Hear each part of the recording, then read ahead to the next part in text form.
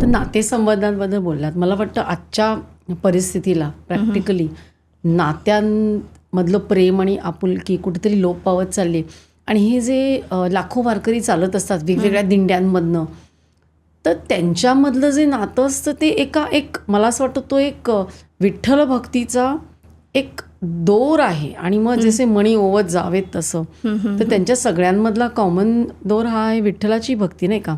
आणि मी असं ऐकलंय की ते एकमेकांना माऊलीच म्हणतात. हो, म्हणजे आपल्यासमोर कोणीही असला तरी तो विठ्ठल माऊलीच आहे. आणि हेच मोठं तत्वज्ञान आहे. तर काय त्यांचं नात्यांचं भावविश्व काय असतं त्यातलं, विशेषतः त्यातल्या ज्या महिला वारकऱ्यांचं? पंढरीच्या वारीबद्दल बोलाल तर पंढरीच्या वारीला वेगळेपण आहे.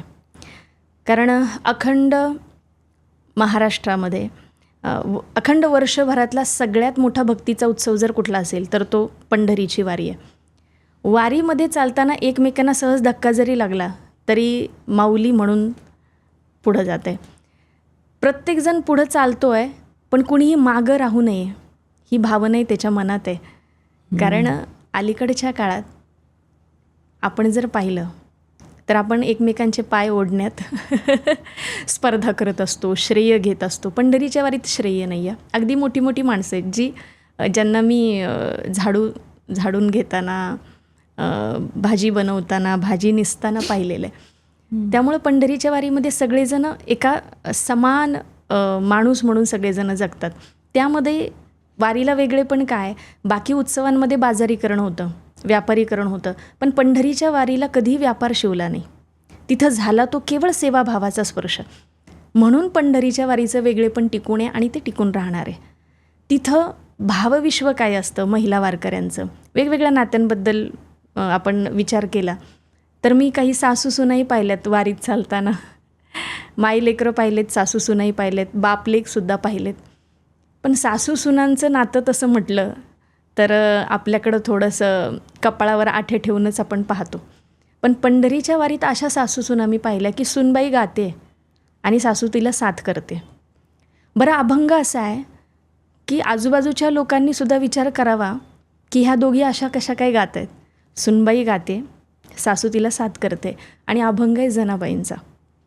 पण पंढरीच्या वाटेमध्ये अभंगाचा योग्य तो पारमार्थिक जो संदर्भ आहे ते कळण्या इतपत शहाणपण येत जातं, आपोआप येत जातं.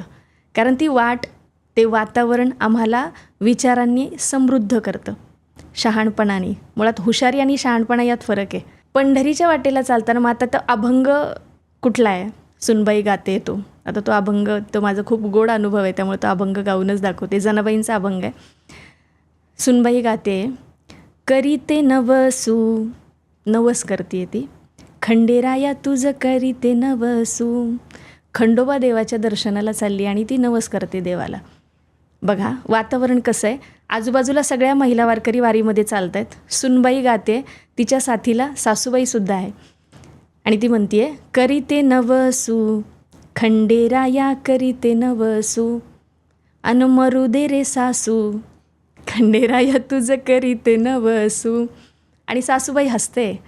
सासूबाईकडे बघून सुनबाई म्हणते, सासू मेल्यावर तुटल आसरा, सासू मेल्यावर तुटल आसरा, अन मरू दे सासरा, खंडेराया मरू दे सासरा.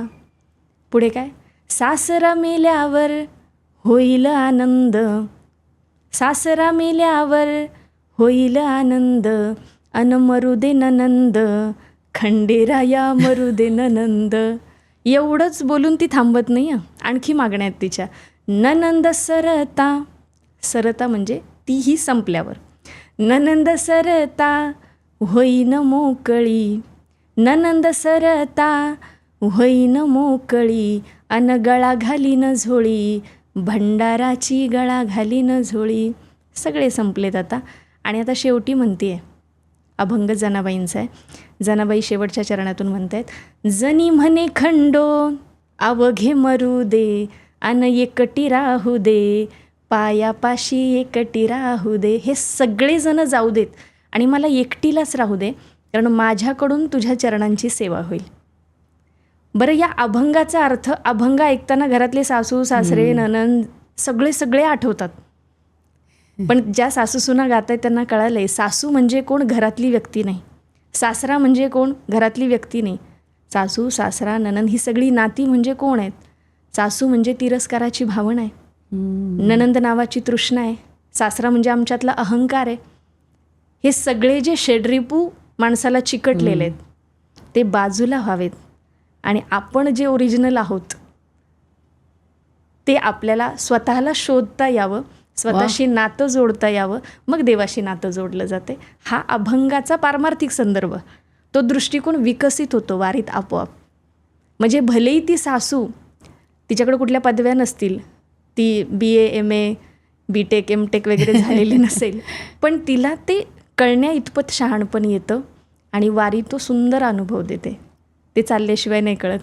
बस सुंदर आहे. ही क्लिप शेवटपर्यंत बघितल्याबद्दल खूप खूप धन्यवाद. संपूर्ण एपिसोड बघण्यासाठी खाली दिलेल्या लिंकवर क्लिक करा आणि सर्व काही चॅनलला सबस्क्राईब करायला विसरू नका.